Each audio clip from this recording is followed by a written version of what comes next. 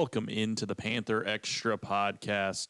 We've got another exceptional show today where I'm sure we will shamelessly ask people for food.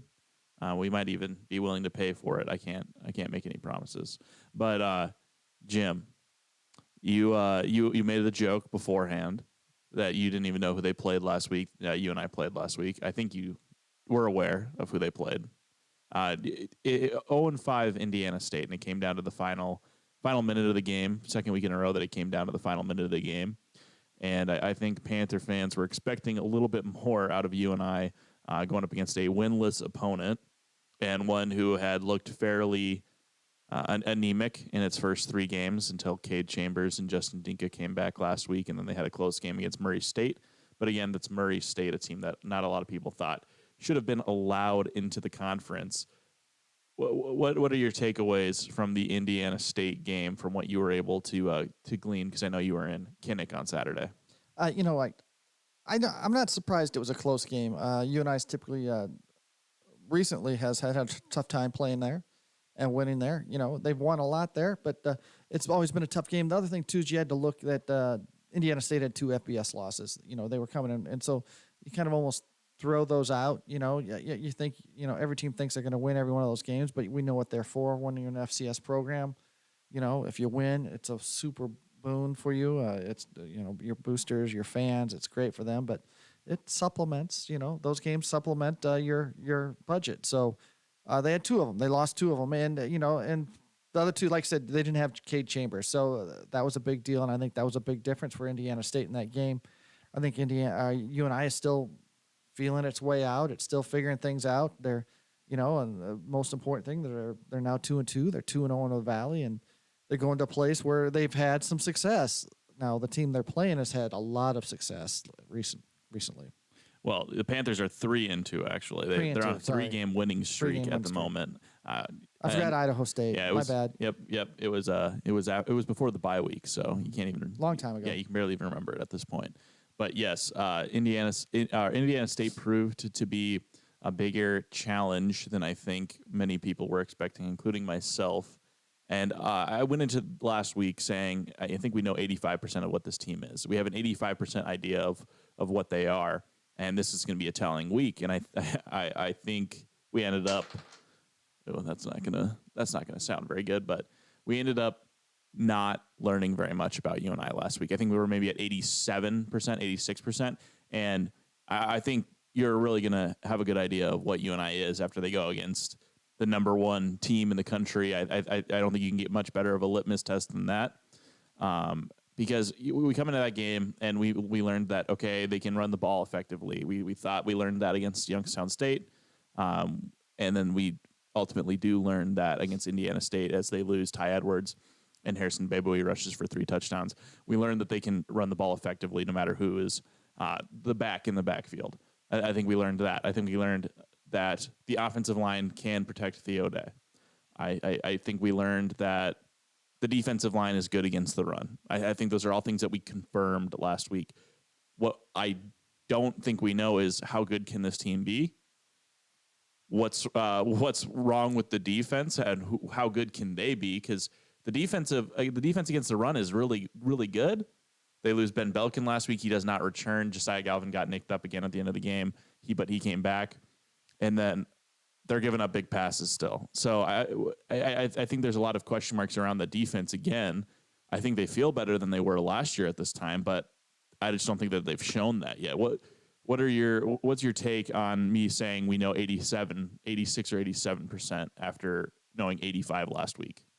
I think you hit it nail on the head in your preview. And in the post game, Indiana State just took what you and I offered them, and it was a great game plan. And they didn't defer from it. Even when they got behind, they kept on coming short passes, dumping it down, short passes, taking what they get them, taking them 5 yards at a time, and then you'd hit you and I for play 15 yards down the field, and they just took what they did. They weren't trying to press, they weren't doing so. Indiana State had a great game plan, and you and I, it's hard to adjust on the fly like that. You and I might have had one defensive game plan, and do have some great veteran coaches there. But, it's hard to, completely come around. And then when you lose one of your best linebackers, that's another thing. So I think Indiana State had a great game plan. They were looking to get off the snide. They were looking to get into the win column. They were at home, you and I again, and that all factors in. But I know how hard it is. And I've been on a few of these road trips where you travel and you don't play till 7:00 at night. I recall a game out in Montana where you and I basically, they got kicked out of the hotel rooms. They were laying around down in this big banquet room for 6 hours, 4 or 5 hours. I mean, they had a bunch of meetings, but they had nothing to do and nowhere to go. And you're just sitting around all day in a hotel room and kind of cooped up. And it's hard to go get revved up for a game where a lot of times you fly overnight, you stay overnight, you get up, you have some you eat in the morning, you have some meetings, and then you go to the stadium. And in this case, they had to sit around for a good 6 or 7 hours until they usually get to the stadium about 3 hours beforehand. So they probably got to the stadium about 4:00 and. They sat around for a long time. They probably sat around for 3 or 4 hours. So that's part of it. I don't want to make an excuse there. I think, this team is finding more about itself each week and getting better and better and what they can do and what they can't do. And, that offense, I think, could have put up a lot more points last week. They just didn't have the ball. I think they scored a lot. And that's very encouraging to lose Ty Edwards and, have Harrison Bowie come up and, just have a huge game. That was big. That was big. Theo Day didn't throw a touchdown pass. Think about that. And you and I won. So, that's another thing. So, it's, they found they can win it multiple ways. The thing that I think I found most alarming about the offense is that in the second half, the defense gives up a touchdown, but then they come out and get 3 straight 3-and-outs. So Indiana State wasn't 3-and-outs because there was a pick in there. So there was 1 first down, but then they got an interception. So 3-play drives, I should say, for Indiana State. And you and I failed to truly separate. They had a chance to kind of just put that game to bed early in the third quarter, and they didn't. And I tweeted it at one point in the game. I was like, all right, hey, your defense got the stop. Go ahead and put this game away. They came away with a field goal, and it just never felt like they got all the way over the hump. And Indiana State was just able to stop them, stymie them enough to stick around in the game. I think that was kind of alarming. I don't. Is it alarming that Indiana State, with what we presume to be a lesser talented team, 2 years in a row, has taken this UNI offense and basically made them half or even a quarter of what they normally look like against other opponents? Is that alarming? Because you're looking at it's like every team they're going to play after this is probably has more talent than Indiana State. It is, with maybe the exception of Western Illinois. Is that not alarming? Well, I think is it alarming? I think that raises some questions. I just think, sometimes you got to give credit to the other team, and they played a good game, but I don't also think you got to realize maybe UNI's offense isn't, although they've shown they can run the ball, they showed they can pass the ball.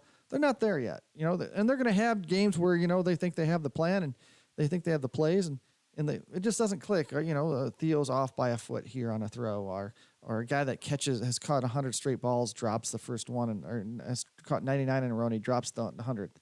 Or there's a miscommunication, or you have a penalty that puts you behind the chains early. Things happen like that in a game, and you have some things. But you're right. Yeah, it would have been nice. I agree. It would have been nice to see them put their foot down on their throats and left them in their dust in that second half. But games go differently, and the big thing at the end of the day, and I'm sounding like a coach talk here. They walked out of there with a W, and they're 2-0 in conference play, and that's a road win. Road wins are hard to come by in the Missouri Valley Conference. Getting my high school and college conferences mixed up there, but they're hard to come by in the Missouri Valley Conference, football conference. It's not easy to go on the road and win. It's not. You're going to go in and. You see the level of talent in teams and, the depth of teams. You wonder what Indiana State would do in an Ohio Valley or a conference, or if they would be better, But, I don't know. But I think, I think through 5 games, I don't think the offense isn't completely what it can be yet. They haven't solved all the answers. You hope that, they keep on learning and they keep on growing and, They had some guys that probably weren't 100%. So, what would have been different if Ty Edwards was in there? As big a game as Harrison Beiboui had, would it have been a difference with your perceived number one? You just don't know. But I think you never have arrived. I think every time you think you've arrived in a game, like in a college game or a professional game, you get knocked back down. So there's still growing to go for the Panthers. There's still growth to go. I think there's still growth to go for that defense. I think they found 11 to 14 guy. Coach says you always need 2 and a 1 and a spare, or something like that. If you need 2 cornerbacks and a spare, or you need 3 safeties and a spare. I think they figured out who those guys are. Now it's just getting the right mix. And now what happens when you lose one of your guys and the spare's in? Who's the next spare? So that's the kind of thing too. So they gotta figure out where to make some big plays. I don't think there's been a whole lot of sacks. They haven't been. They had couple turnovers in this game. They haven't forced a lot of things. The teams to in back in tough yardage situations. And I'm rambling here. You got me going thinking about 100,000 things here. But I'm and then my coach speak here, and I'm not even a coach, a football coach, but I just don't think they've arrived yet. If they think they've arrived, then that's when something's going to come up and bite them. Cordarius Bailey came up with 2 sacks in that game. I know they were back to back. The one interception on what essentially boiled down to the play of the game, which was Cade Chambers throwing a heave towards the end zone on tip third. drill there. Yeah. That was pretty nice. Yeah. It's a nice interception, but in the grand scheme of things, it ended the game, but you didn't really do anything with that one. So it's almost like you only had 1 interception over the course of the game, and you just forced them to go turnover on downs at the end there. So, and you gotta give credit to Indiana State. Really executed an excellent onside kick there. I mean, that was like a perfect kick. Yeah, I'm sure they'll practice the onside kick drill because that was a perfect kick. And things like that don't happen.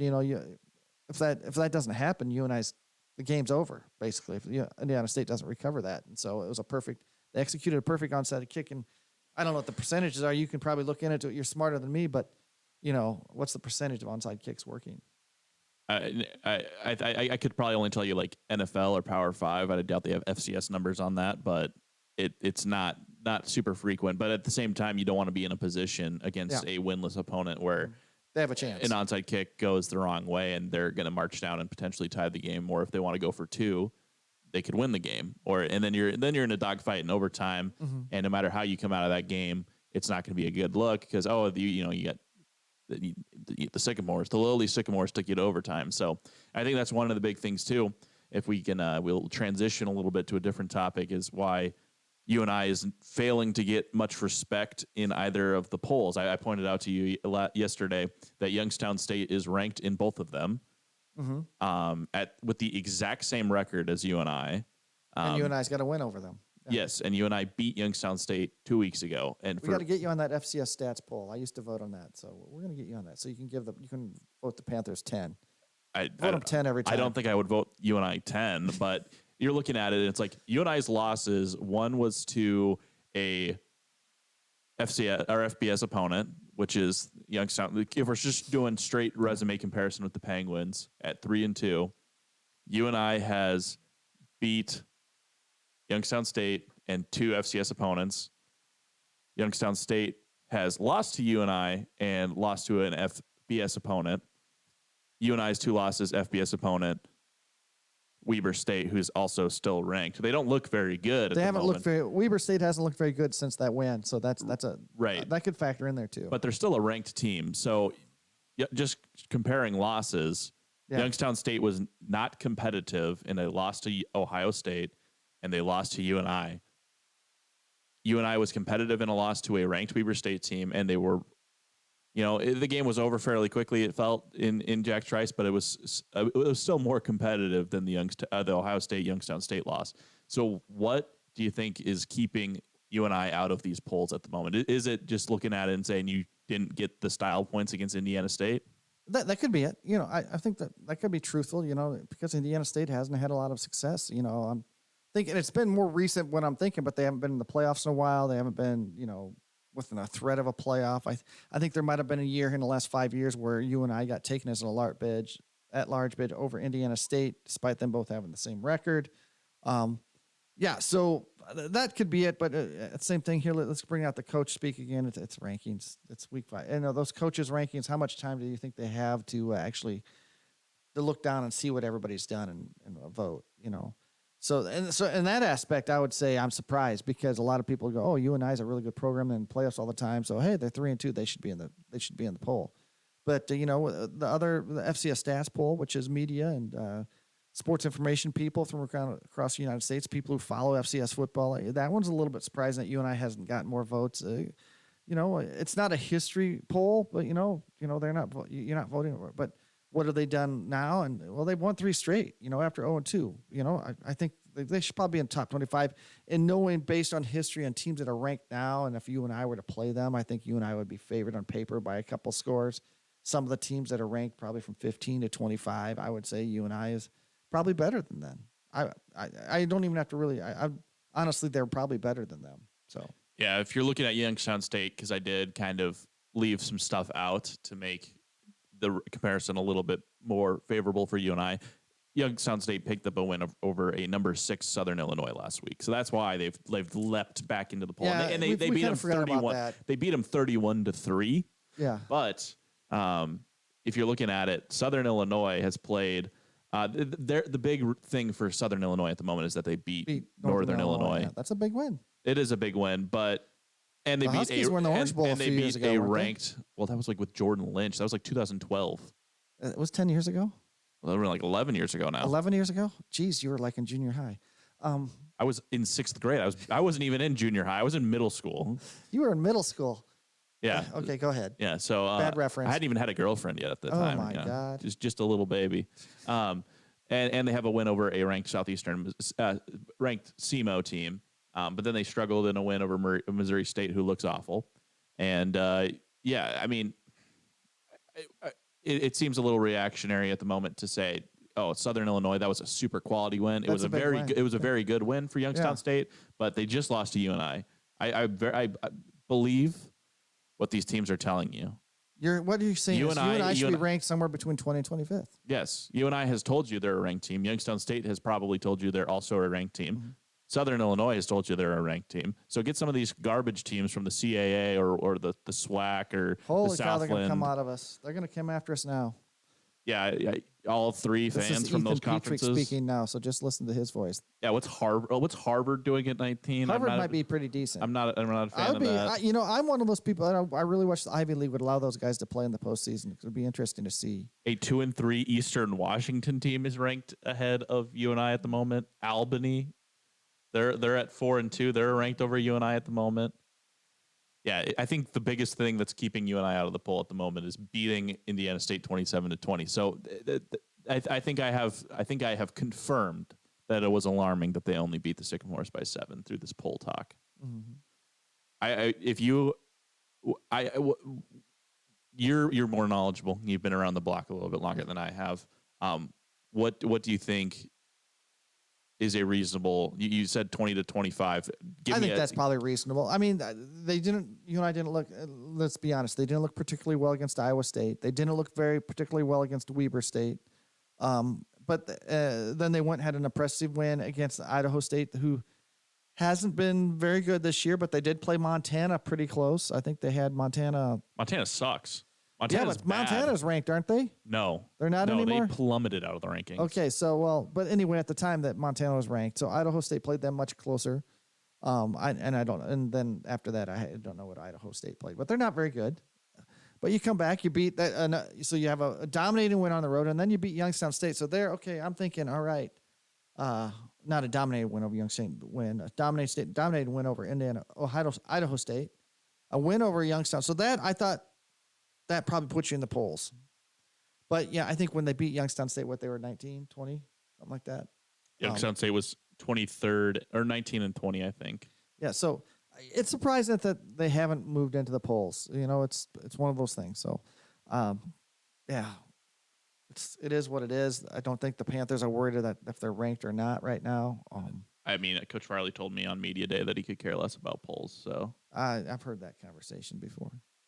So, polls eventually do matter, so you should care about polls because once you get to the big poll that matters to him is the RPI ranking at the end, and the UNI is going to be highly RPI'd if they get down to the postseason. They're going to have one of the top 3 or 4 strength of schedules. So that's the one you got to factor. Those are the ones that factor big time when it comes to postseason. Although last year it didn't help them out. I guess Montana's 16th, but they've struggled in. They're ranked 16th, and they barely beat Idaho State. They barely beat Ferris State, which is a Division II program, 17-10. They lose to Northern Arizona, who's perennially not super Great. amazing. No. I've been to a Montana Northern Arizona game, and I watched the Grizz stomp them by like 35 when Joe Montana's son was the quarterback in Montana. Fun fact. Idaho State, they only beat them 28-20, and then they beat UC Davis, who was ranked 31-23. So if you're looking, they're finding ways to win. This is a great example of why polls suck. Montana starts out ranked like 5th in the first poll, and then they have a stinker of the first 6 games, and they're ranked 16th. And UNI starts 23rd. It has stinker of the first 2 games, and then it goes on a tear. I just think people are remembering UNI didn't make the playoffs last year. Now, They should have though. Yeah. Wait, all you need to remember is how they did against South Dakota State last year, which is a last second field goal loss in which South Dakota State got a second chance on the field goal because of a leaping penalty, which I'm sure everyone in Cedar Falls is well acquainted with now. Yep. And I'm sure there's been an emphasis in practice this week about not to jump over the pile and land on somebody if you do. And then that's how we'll go ahead and transition to our final topic of the show today, looking ahead at the Jacks. And I know that people. I hope you got your best hobo outfit ready. It's hobo day. I'll be wearing like a flannel shirt, so that's you're gonna fit right into hobo-ish. Yes. Hobo-ish. Hobo-ish. Is that a word? Did I just make up a word? Go ahead and define it since you've invented it. Go ahead and define it. Hobo-ish. How's that? Does that work with when I do the fingers with the parentheses around it? Ish. Yeah. What? Hobo-like. Is it? How about hobo-like? Is it an adjective? Yeah. Hobo-ish. I like hobo-ish. Adjective. Yeah. To be like a hobo. To be like a hobo. Well, it's hobo day. It's their homecoming day, so it's a fun day. And I tell you, it seems like UNI is their hobo opponent a lot. I've been to 2 or 3 hobo games myself up in Brookings, so it's hobo day. And it's sold out from what I understand. So yeah, hopefully it's a little warmer. You're going to be inside. Yeah, I doubt it. Our photographer Chris Zoller is going to freeze his butt off, but hey, he's got his little. He's got it figured out. He knows what he's doing. All right, that's good.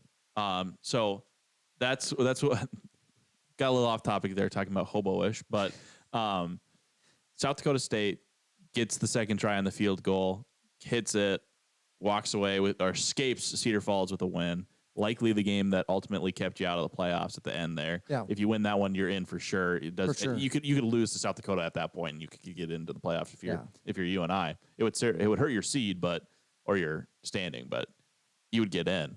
And I asked Woo Governor, this will be in the preview that I'm working on right now. That'll be out later today or early tomorrow morning, depending on what Jim decides as the czar of start times on CMS. Yeah. It'll be up tomorrow probably. You could see how uncomfortable me asking him to just think back on that game was. The leaping penalty, yeah, that would probably bothers a lot of them. Yeah, and because you're right there, you play well enough to win, and if I'm remembering correctly, you and I had the ball and was able to drive into South Dakota State territory to like the 45, and then they ended up churning the ball over or punting it away, and that's what gives them the chance to go down and hit that last second field goal.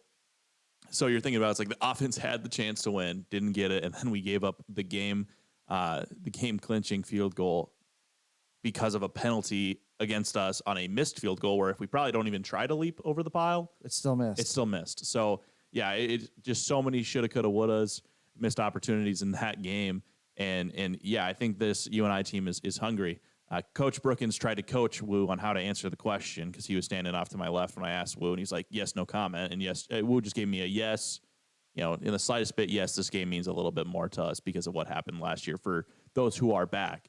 And so I certainly think that they're hoping to make the statement that they thought they were about to make last year when they had him on the ropes and didn't pull it out. Is there a comparable situation that you've experienced where you had a chance against a highly ranked opponent and didn't pull it out? Oh, boy, you should have given me more advance warning on that. There's a couple games up at North Dakota State where I thought UNI at halftime. I mean, there's one year they were with Aaron Bailey. They were up at half and opening kickoff. They got the guy pinned down like about the 10-yard line. There's like 5 Panthers around. I'm serious. It was like a huddle. Next thing you know, the guy Anderson. I wish I could remember his name. 95-yard, and then the game was over. The touchdown return for a touchdown. Kickoff open the second half. UNI is leading and North Dakota State. I mean, it's a close loss, but North Dakota State pulls it out. And then there's another time up there at I wasn't at this one, but I think UNI was right in it, and Jared Farley might have broke his leg. And when he went out, that deflated the defense a little bit. North Dakota State rallied to win. That was before I was covering the Panthers. Might have been Jake Farley. Jake or Jared, one of the two. Got my Farleys, middle linebackers mixed up there a little bit. But those games, yeah, other than that, but that leaping penalty, that one just stands out but for UNI losing a ranked opponent, yeah, there's not many that I can think of that have, where the wool's been pulled out, the rug's been pulled out from underneath them there.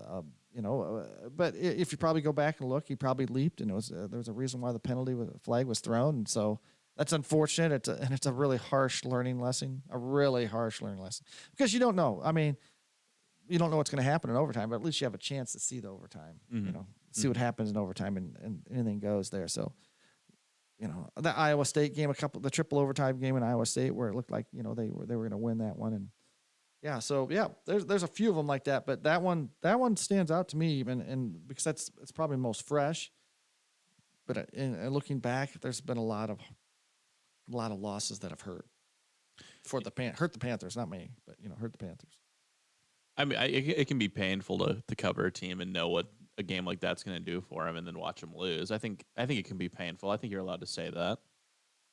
But yeah, I mean, last year it was just you could feel it in the post game that they probably kind of knew at that point. The realization had already settled in that one could have got you to the playoffs. Yeah, and you for sure. And you just missed the opportunity, and you're probably in 2 weeks going to be sitting at home and watching a bunch of teams that you're better than get blown out in the first round when you probably could have gone somewhere and played a close game. That's where, I mean, I don't think the committee looked at they played the perceived number one team in the nation to a field goal and had lost on a last second field goal, and they didn't give them any bonus points for that. And then they dominate South Dakota in the last game to get to 7-4. What's it, or 6-6? I can't remember. 7-4. 6-5. 6-5. Yeah. My bad. So I think they were better than some teams they got in for sure. And there's going to be that argument every year. There's people on the East Coast and the West Coast, and from the Big Sky that are it certainly complain that the Missouri Valley Football Conference always gets an extra bid or two just because they're not last year. They only got 3 bids. Yeah, so that was the. It was like the reset year, and you had a bunch of teams that weren't very competitive. Holy Cross got a win at home in their first home playoff game in centuries, but I mean, I feel like, and we saw the similar disrespect in the preseason poll is, the Missouri Valley only had like 4 teams ranked, and there were like 6 out of the CAA and 5 out of the Big Sky. And I'd asked Coach Farley about it, and he said I was trying to get him in trouble. I was not trying to get him in trouble. I feel like there should be a little bit more respect for the Missouri Valley Football Conference, because what you're seeing is more they're eating each other alive more, because teams like Southern Illinois are taking steps forward. Yeah. Teams like Youngstown State are taking steps forward. And so, like last year, I think Youngstown State had a claim to be in the playoffs. They lost a game late, dropped out of the top 25, but maybe still should have made it in. UNI probably had a decent claim. So you're looking at 2 teams that probably could have made it in addition to South Dakota State, North Dakota State, North Dakota, but they don't. I just looked it up because you mentioned who knows what happens in overtime against South Dakota State, and UNI had the number 9 red zone offense in the country last year. So I think you're feeling pretty comfortable going into overtime where you're Who was number 1 though? Well, South Dakota State was 2. Yeah, because I think I saw a stat here leading into this game. They've scored like in 53 straight trips to the red zone or something like that. Well, now we got to look at what the red zone defense was. There we go. It would have been interesting, but you're right. I think it would have been interesting. You want to see that overtime. Mm-hmm. When a good game like that, you hate to see it. You hate to see it decided on a replay. Well, South Dakota State's going to win the red zone defense battle handedly. UNI had the 91st, and South Dakota State had the 8th best red zone defense. But you don't know. But as you say, you just don't know. Those statistics show us something, a certain thing, but you never know. Maybe UNI has their best defensive set, and they hold the South Dakota State to 3 points, and and UNI's offense, because they're good inside the red zone, scores a touchdown and wins. You just don't know. You like to see that play out. I'm not faulting. I'm not sending out the. I don't even know the official's name that threw the flag or his phone number. I'm not doing any. I'm not saying any of that. But you just, as a fan of the game, you want to see that. You want to see how it's going to play out. Yeah, and I say the next time he comes to Cedar Falls, we just mug him. Yeah, we just mug him. We don't know who you are. We don't know what your name. We don't know where you're from. We're just gonna. If you wear a black and white shirt in the Cedar Falls, Ethan's gonna mug you. I'm not. I'm gonna call the. As an ice hockey as ice hockey official, I'm gonna call the correct officers. The organization to let them know, tip them off that Ethan's gonna mug a random referee. Yeah. No. Yeah. And it was probably it's the right call. I know it's the right call, and I'm not emotionally invested in UNI as a fan. I'm invested as a reporter. Yes. And I didn't grow up cheering for UNI, obviously being from Montana. I grew up a disgusting Grizz fan. It's all right. So yeah. Even though he lived closer to Montana State. I live closer to North Dakota State and North Dakota as well. Yeah. So, Missoula is as far away from me as you can get as an FCS program. Honestly, St. Thomas might be closer to my hometown. Yeah. I'm not 100% sure. All the way? No, that's a long way through. Missoula's pretty far away. Have you ever driven through North Dakota? Constantly. I played hockey in North Dakota, not Holy Montana. Cow, you hit Dickinson and then you hit nothing for a long time. It's Yeah, like driving through western Nebraska. I'm in the nothing. That's where I'm from. The nothing. You're in the nothing. Yes. We've talked plenty about last year's game. Let's talk a little bit about this year's game. UNI has a very strong run defense, but South Dakota State's bringing in the number 3 rush offense in the country. They're averaging 273 yards per game. Mm-hmm. And UNI has the 25th ranked run defense, allowing 110 rushing yards per game. So what do you think that battle is going to look like on Saturday? Well, UNI's going to have to limit Isaiah Davis for sure. They got to keep him in check. They got to keep him, boxed up, and he's going to get his yards, but you can't let the big runs play on. The challenge there for that defense is South Dakota State they can do a little bit of everything. They got a veteran quarterback that no offense to Theo, but they got one of the top 5 quarterbacks in FCS. So let's just be honest there. They got another Janke brother still catching passes. I don't know if there's 2 of them still there, but they've been playing since like 2000. I think I was in my 30s last time. There wasn't a Janke playing. Wide receiver at South Dakota State. It feels that way. They've just been around a while. Like COVID throws everybody for a loop. But they got a lot of mixtures. They don't have any. They don't have their 2 big. They have good tight ends. They're big. They can play. They just play a complete game. So on the ground game, you got to keep Isaiah Davis boxed in. You can't let him just go. Give him his short games, but you can't let him go for a big game. And if that happens, UNI's going to it'll be a long day. And if you're saying, well, if their strength is rush offense and our strength is rush defense, that favors us, right? Because we're better at stopping what they do well. I would caution you because the passing attack for South Dakota State might be ranked 71st in the country, but they're number 19 in the country in yards per completion. Yeah, so they're pushing the ball downfield. Big and what plays. Have you been bad at? Giving up big plays. So there's some concern that this might not be a great matchup. We talked about how Youngstown State might not be a good matchup. Youngstown State ended up trying to play UNI's game with UNI instead, so that maybe tips Youngstown State's cap a little bit. They thought the UNI was a more talented team and would need to play that game to keep up with them and weren't going to be able to impose their will. I think South Dakota State, if they want to, can impose their will on just about anybody in the country. So there's certainly some concerns about the matchup with South Dakota State. I think you got to realize, too, that UNI has won the last 2 times they've been to Brookings. So 13-10 in 2019, 26-17, 2021. However, South Dakota State has won 12 straight at home since that loss in 2021 to UNI. They've been undefeated at home, and they've won 19 straight games.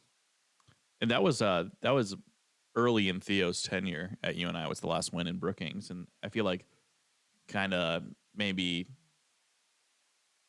endeared him a little bit more to UNI fans coming into this last year. He didn't have a great game. 11 for 21 for 232 yards, 1 touchdown, 1 interception, sacked 3 times. Obviously, offensive coordinator called that game not in the building any longer. But can you take anything away from that game? Given if you're Theo, can you take anything away from that game? Like, I just think these 2 programs match up well or have matched up well, and I would be surprised if it's a blowout. I wouldn't be surprised.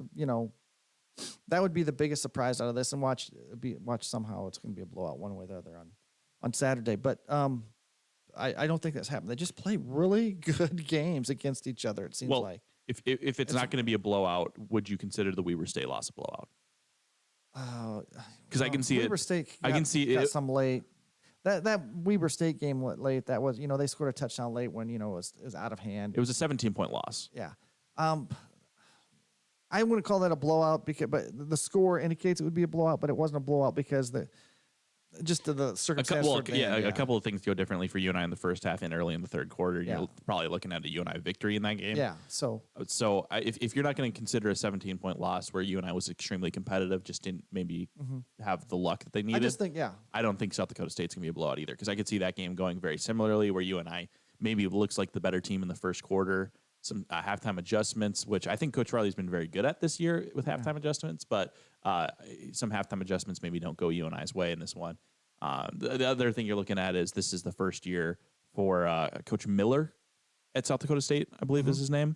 I listened to his press conference. He handles it very similarly to James Franklin, if you've seen a viral clip going around. Yeah. Reporters ask very, very generic questions, and he just tries to light them up and just disagrees with them for no reason. It was incredible to watch. I didn't ask any questions. I just observed. Just observed, yeah. And very reasonable conclusions by reporters. Post game, you'll be in close proximity to Coach Miller. Okay. All right. Well, it's a real small press room. Well, is UNI? It's actually UNI usually comes up there. It's actually in like their defensive. Well, we'll see, because there's going to be a little bit more. Coach's office. Yeah. There will be a little bit more of a media contingent for UNI this weekend, as opposed to the last two times I've traveled with them, where it's just me. I get them in the press box after JW. Gets him on the radio. So we'll see. Since we're giving Cole a ride to South Dakota. Oh, do not give that. We can't give that guy no props. No props. Not on our show. I'm not giving him props. I'm letting everyone know that he wouldn't be there if it wasn't for us. Yeah. All right. That's good. But hey, So I think it's gonna be an interesting game. UNI just plays well up there. I think I've been up there once where the South Dakota State took it to them, but every other game I've probably seen 5 or 6 games up there. It's been a really, really good game. It's just, and UNI's had some heartbreaking losses up there, playoff loss, stuff like that. But yeah, it's just UNI just finds a way to play well up there. I have not been up there when it's been a full house. I've been up there when it's been like 10,000 or so, but and I've been up there when it's been really, really cold. But I haven't. It'll be interesting to see with a packed house there. It's a nice stadium, nice complex. Knowing what you know from previous visits where it wasn't full, and previous visits to Jack Trice, how comparable do you think what they saw in the season opener is going to be in terms of like loudness? Loud, it'll be loud, but you're talking like 20,000 to comparing. You're comparing 20,000 to 65,000. You never. I mean, obviously, I was behind a pane of glass, but I never felt like it got super loud in Jack Trice, because I feel like and you'll feel the same way. You'll feel the same way because their press box is very FBS like. Did I say that right instead of ish? Well, FBS like. FBS like FBS. I would rank South Dana J. Dykehouse press box as one of the nicer press boxes in FCS. So right up there with James Madison.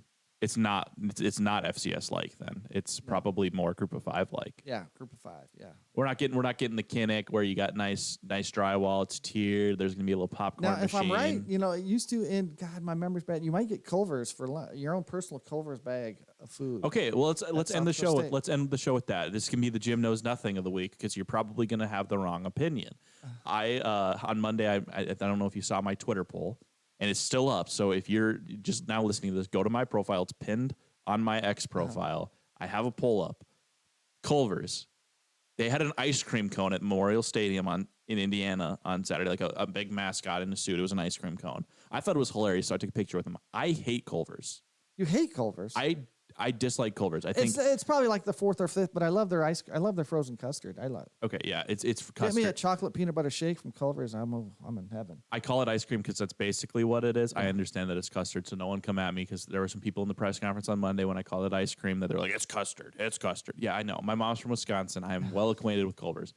Here's my take on Culver's, and this then next can be your Jim knows nothing as you counter my opinion.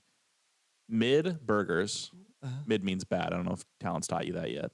Mid burgers, mid ice cream, mid sides I can get ice cream is better than mid. It's good. I can get better burgers at McDonald's. I love McDonald's burgers. I can get better burgers at McDonald's.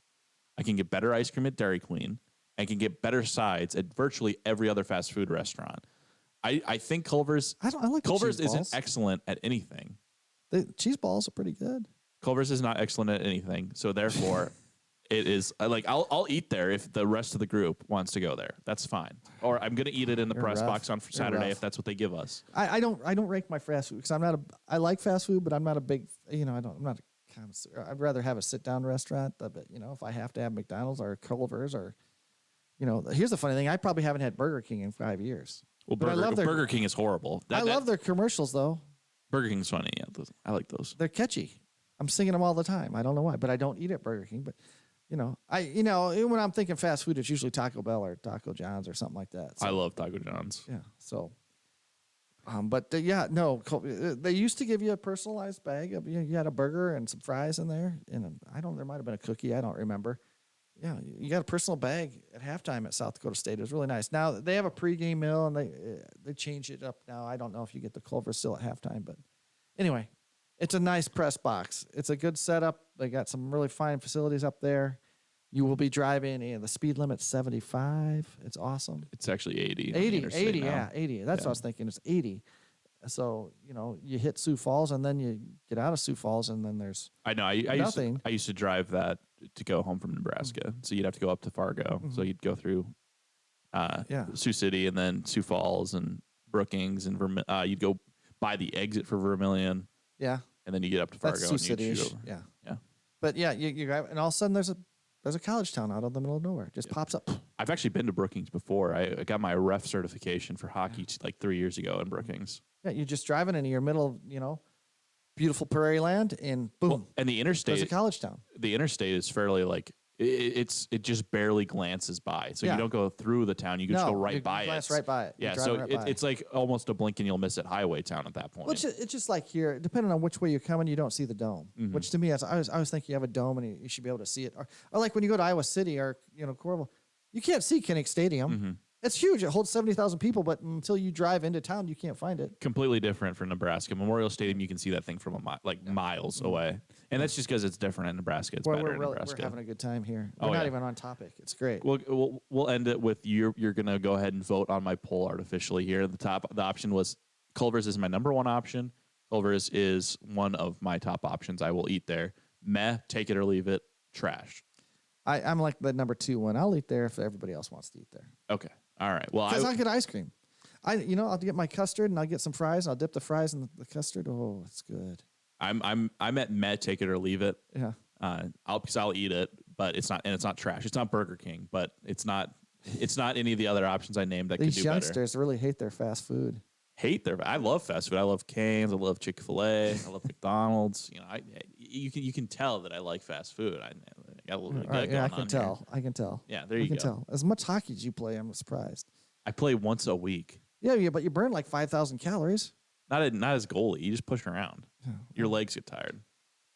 That'll do it for the Panther Extra. I don't think we talked about you and I for the final 8 minutes of the show, but that'll do it for the Panther Extra podcast. Go ahead and vote on my X poll at Ethan_Petrick, or follow me for UNI News, and Jim at Nelly with an EY13. He's also got some spot UNI coverage. He likes to promote my stuff as well as my number one fan. So go ahead and check those out.